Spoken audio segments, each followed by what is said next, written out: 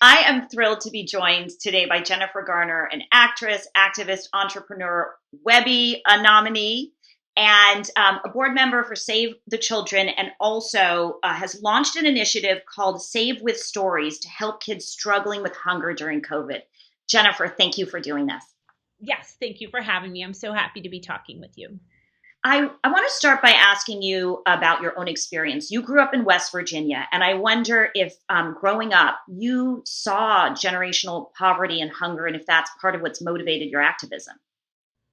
Without a doubt. When I started to have a little bit of a voice, I looked around and I was being approached by all these different organizations, so every one of them so worthy and doing such beautiful work. There's so much beautiful work being done in the world. Um, but I went looking for what organization had the most efficacy in rural America, which is where I'm from, West Virginia, although I did not grow up in poverty. And the reason I did not is because my parents, who both did, found themselves a way to get educated, found a leg up here and there. My dad, it was the Boy Scouts, it was the men at his church who buoyed him and found his way to college. My mom, it was just, I don't even know. One teacher thought she was smart. She got a little bit of encouragement here or there. She had an opportunity to see Life magazines that made her believe that the world was bigger than her little farm in Oklahoma. And because of that, my sisters and I always knew we would go to college. We always knew that we would travel and see the world. So I was led to Save the Children 12 years ago to our U.S. programs, and I've worked there ever since. You're focusing especially on hunger among kids. You talked about the fact that about 30 million kids rely on school lunches to eat. So, just to put a point on it, in the face of COVID, they're not at school. So, there must be a spike in child hunger. Is that what motivated you to get involved and create Save with Stories?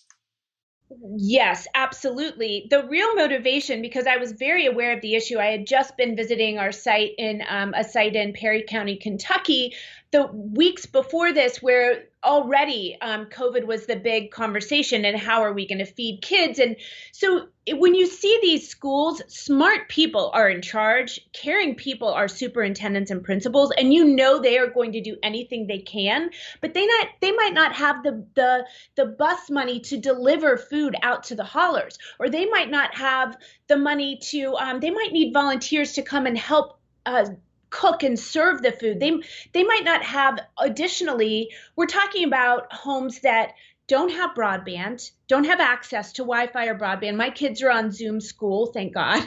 And the home is full of books. It's not like, and there's an internet. There are endless possibilities, ways to learn, and parents who can, stop what we're doing and help them.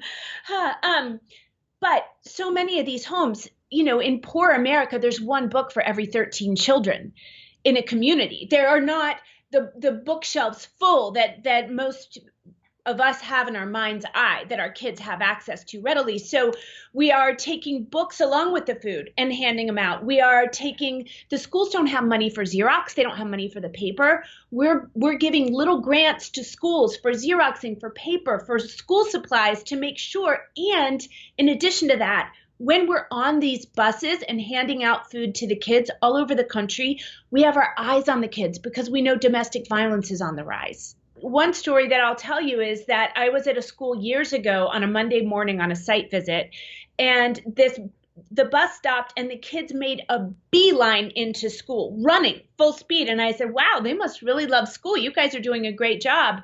And the Save the Children staff member that I was with said, yes, we're trying our best, but they're running in because the last full meal that they probably got was at our after school program on Friday. And whatever we stuffed in their backpack on the way home, that's what they've had all weekend. So even though our breakfast is not fancy, that's what they're headed toward. And I have those children just in my mind all of the time. So would you explain what is Save with Stories? Where can people find it? Well, Save with Stories was an idea of Amy Adams. She called me 7.5 weeks ago on a Friday night and said, I'm thinking about kids who are going to be without food now that schools are shut down. And I feel like we should ask celebrities to read for kids and raise money. And I think you can help me do that. the idea is it's on Instagram. It's at Save with Stories, and it's just celebrities or your favorite, I don't know, personalities. If you want to read Jessica, or athletes or singers or actors. I mean, Kate Winslet just sent us 7 books. We're going to have a Kate Winslet day. She had so much fun reading. Just reading children's books. And we've been getting the rights, and they read them, and we ask for a $10 donation. If you have that, if you don't, you just want to enjoy the books, please do. And that money, again, goes to do what? The fund is a shared fund for Save the Children and for No Kid Hungry, so that we could reach more kids. And, you know, it's out there making sure that kids across the country are getting food and getting educational materials along with their food. Can you give us a preview who will be reading Save with Stories next week? Well, we're going to have a big Kate Winslet day. We just had Aisha Curry go up. We just had, who else do we have coming up? We're kind of going to do a lot of everyday heroes for a while. We're going to do firemen and police officers and librarians. We had my school librarian growing up read Bedtime for Frances, because she was my hero. So we have all kinds of everyday heroes going up.